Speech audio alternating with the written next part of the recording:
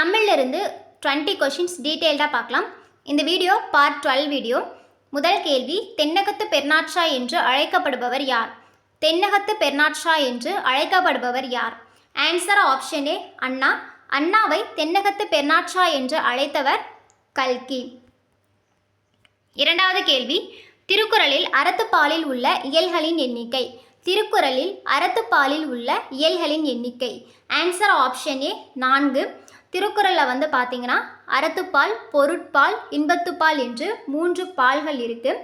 அறத்துப்பாலில் 4 இயல்களும், பொருட்பாலில் 3 இயல்களும், இன்பத்துப்பாலில் 2 இயல்களும் இருக்கும். மொத்தமாக 9 இயல்கள் திருக்குறளில் இருக்குது. அறத்துப்பாலில் இருக்கக்கூடிய 4 இயல்கள் என்னென்னா பாயிரவியல், இல்லறவியல், துறவரவியல், ஊழியல்.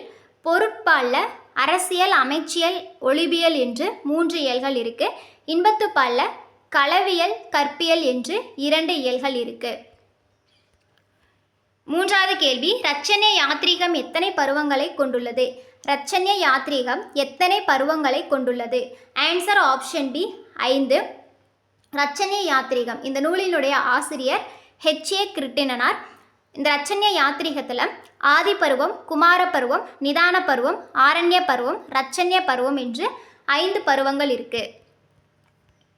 நான்காவது கேள்வி, வேர்பாறு தலைப்பாறு மிஞ்சினக்கால் பற்ப செந்தூரம் பாரே என்ற வரியை சொன்னவர் யார்? வேர்பாறு தலைப்பாறு மிஞ்சினக்கால் பற்ப செந்தூரம் பாரே என்ற வரியை சொன்னவர் யார்? ஆன்சர் ஆப்ஷன் சி சித்தர்கள். ஐந்தாவது கேள்வி, 5ஆம் வேதம் என அழைக்கப்படுவது எது? 5ஆம் வேதம் என அழைக்கப்படுவது எது? Answer option B Mahabharatam. ஆறாவது கேள்வி, ஒரு பாடலின் இறுதி எழுத்தோ அசையோ சொல்லோ அடுத்து வரும் பாடலுக்கு முதலாக அமைவதை டேஸ் என்பர். ஒரு பாடலின் இறுதி எழுத்தோ அசையோ சொல்லோ அடுத்து வரும் பாடலுக்கு முதலாக அமைவதை டேஸ் என்பர். ஆன்சர் ஆப்ஷன் பி அந்தாதி. அந்தாதிய அந்தம் கூட்டல் ஆதி அப்படின்னு பிரிக்கலாம். இதில் அந்தம் என்ற சொல்லின் பொருள் முடிவு, ஆதி என்ற சொல்லின் பொருள் முதல். ஏழாவது கேள்வி, கரிசல் இலக்கியம் பற்றி எழுத தொடங்கியவர் யார்? கரிசல் இலக்கியம் பற்றி எழுத தொடங்கியவர் யார்? ஆன்சர் ஆப்ஷன் சி கு அழகிரிசாமி. கரிசல் இலக்கியத்தை நிலைநிறுத்தியவர் கி ராஜநாராயணன். எழுத தொடங்கியவர் கேட்டாங்கன்னா கு அழகிரிசாமி, நிலைநிறுத்தியவர் கேட்டாங்கன்னா கி ராஜநாராயணன். எட்டாவது கேள்வி, பச்சை மாமலை போல் மேனி பவளவாய் கமலச்செங்கன் என்ற பாடலை இயற்றியவர் யார்? பச்சை மாமலை போல் மேனி பவளவாய் கமலச்செங்கன் என்ற பாடலை இயற்றியவர் யார்? ஆன்சர் ஆப்ஷன் டி தொண்டரடி பொடியாழ்வார். ஒன்பதாவது கேள்வி, புறந்தருதல் என்பதனை பிரித்து எழுத கிடைப்பது. புறந்தருதல் என்பதனை பிரித்து எழுத கிடைப்பது. ஆன்சர் ஆப்ஷன் பி புறம் கூட்டல் தருதல். பத்தாவது கேள்வி, நீலகிரிக்கு சென்று வாழ்ந்த அயோத்திதாசர் திருமணத்திற்கு பிறகு எங்கு சென்றார்? நீலகிரிக்கு சென்று வாழ்ந்த அயோத்திதாசர் திருமணத்திற்கு பிறகு எங்கு சென்றார்? Answer option C Burma. பர்மாவில் பார்த்தீங்கன்னா தமிழர்கள் கூலி தொழிலாளர்களாக பணி செஞ்சிட்ருப்பாங்க. அவங்களுடைய உரிமைக்காக அயோத்திதாசர் போராடி இருப்பாங்க. அயோத்திதாசரினுடைய இயற்பெயர் காத்தவராயன். 11வது கேள்வி, தொல்காப்பியத்தில் உள்ள அதிகாரங்களின் எண்ணிக்கை. தொல்காப்பியத்தில் உள்ள அதிகாரங்களின் எண்ணிக்கை. Answer option C 3. தொல்காப்பியத்தில் எழுத்ததிகாரம், சொல்லதிகாரம், பொருளதிகாரம் என்று 3 அதிகாரங்கள் இருக்குது. எழுத்ததிகாரத்தில் 9 இயல்கள் இருக்கும், சொல்லதிகாரத்தில் 9 இயல்கள் இருக்கும், பொருளதிகாரத்திலையும் 9 இயல்கள் இருக்கும். மொத்தமாக தொல்காப்பியத்தில் 27 இயல்கள் இருக்கும். தொல்காப்பியத்தில் 3 அதிகாரங்கள், 27 இயல்கள் இருக்குது. 12வது கேள்வி, குறில் நெடில் எழுத்துக்களை குறிக்கும் அசைச்சொல் எது? குறில் நெடில் எழுத்துக்களை குறிக்கும் அசைச்சொல் எது? ஆன்சர் ஆப்ஷன் சி காரம். கேனம் என்பது ஆயுத எழுத்தை குறிக்கும் அசைச்சொல். கான் என்பது நெடில் எழுத்தை குறிக்கும் அசைச்சொல். கரம் என்பது குறில் எழுத்தை குறிக்கும் அசைச்சொல். 13வது கேள்வி, இயற்கை வாழ்வில்லம் என்று அழைக்கப்படும் நூல் எது? இயற்கை வாழ்வில்லம் என்று அழைக்கப்படும் நூல் எது? Answer option B Thirukkural. Kalithogai இயற்கை இன்பக்களம் என்று அழைக்கப்படுகிறது. 10 பாட்டு இயற்கை ஓவியம் என்று அழைக்கப்படுகிறது. சிலப்பதிகாரம் மணிமேகலை இயற்கை இன்ப வாழ்வு நிலையங்கள் என்று அழைக்கப்படும். சிலப்பதிகாரம் மணிமேகலைய இரட்டை காப்பியங்கள் என்றும் சொல்வாங்க.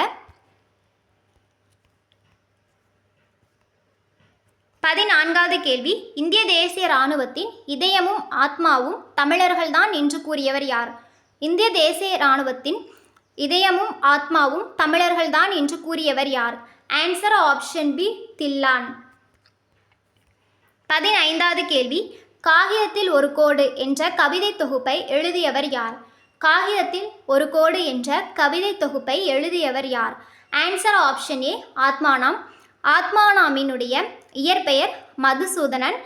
அந்த ஆத்மானாம் பார்த்தீங்கன்னா லா அப்படிங்கிற சிற்றிதழை நடத்தியிருப்பாங்க. இது என்ன லான்னு பார்த்துக்கோங்க, இது சிறப்பு லா. இந்த லா அப்படிங்கிற சிற்றிதழை நடத்தியிருப்பாங்க. 16வது கேள்வி, நல்ல திணை என்ற அடைமொழியால் அழைக்கப்படும் நூல் எது? நல்ல திணை என்ற அடைமொழியால் அழைக்கப்படும் நூல் எது? Answer option B, Natrinai. Natrinai பார்த்தீங்கன்னா 8 தொகை நூல்களில் ஒன்று. 8 தொகையில் முதலாவதாக வைத்து பாடப்படக்கூடிய நூல் எதுன்னு கேட்டாங்கன்னா நற்றிணை. நற்றிணையை நல் கூட்டல் திணை என்று நம்ம பிரிக்கலாம். நற்றிணையில் பார்த்தீங்கன்னா 400 பாடல்கள் இருக்குது. நல்ல திணை என்று அழைக்கப்படக்கூடிய நூல் நற்றிணை. 17வது கேள்வி, மெய்யெழுத்துகள் எத்தனை வகைப்படும்? மெய்யெழுத்துகள் எத்தனை வகைப்படும்? Answer option C, 3. தமிழில் பார்த்தீங்கன்னா மெய்யெழுத்துக்கள் 18 எழுத்துக்கள் இருக்கும். இந்த 18 எழுத்துக்களை எப்படி பிரிச்சிருப்பாங்கன்னா, வல்லினத்தில் 6 எழுத்துக்களாகவும், மெல்லினத்தில் 6 எழுத்துக்களாகவும், இடையினத்தில் 6 எழுத்துக்களாகவும் பிரிச்சிருப்பாங்க. 18வது கேள்வி, பிங்கள நிகண்டில் காணப்படும் பண்களின் எண்ணிக்கை. பிங்கள நிகண்டில் காணப்படும் பண்களின் எண்ணிக்கை. Answer option B, 103. அதே மாதிரி தேவாரத்தில் காணப்படும் பண்களின் எண்ணிக்கை 23. பிங்கள நிகண்டுனா 103, தேவாரம்னா 23. 19வது கேள்வி, கீழ்கண்டவற்றுள் சினையாகு பெயர் எது? கீழ்கண்டவற்றுள் சினையாகு பெயர் எது? ஆன்சர் ஆப்ஷன் டி, மறிக்கொழுந்து நட்டான். முல்லையை தொடுத்தால் என்பது பொருளாகு பெயர். வகுப்பறி சிரித்தது என்பது இடவாகு பெயர். கார் அறுத்தான் என்பது காலவாகு பெயர். 20வது கேள்வி, கூம்பொடு மீப்பாய் களையாது என்று பாய்மர கப்பல்களில் பயன்படுத்தப்படும் பாய் பற்றி கூறும் நூல் எது? கூம்பொடு மீப்பாய் களையாது என்று பாய்மர கப்பல்களில் பயன்படுத்தப்படும் பாய் பற்றி கூறும் நூல் எது? Answer option A, Purananuru. இந்த கூம்பொடு மீப்பாய் களையாது இந்த வரி மட்டும் கொடுத்துட்டு இதில் எதை பற்றி சொல்லியிருக்காங்கன்னு கேட்கலாம். இதில் பார்த்தீங்கன்னா பாய்மர கப்பல்களில் பயன்படுத்தப்படும் பாயை பற்றி சொல்லியிருப்பாங்க. எந்த நூலில் சொல்லியிருப்பாங்கன்னா புறநானூரில் சொல்லியிருப்பாங்க. நெக்ஸ்ட் வீடியோவில் ஒரு 20 கொஷின்ஸ் பார்க்கலாம். தேங்க்யூ.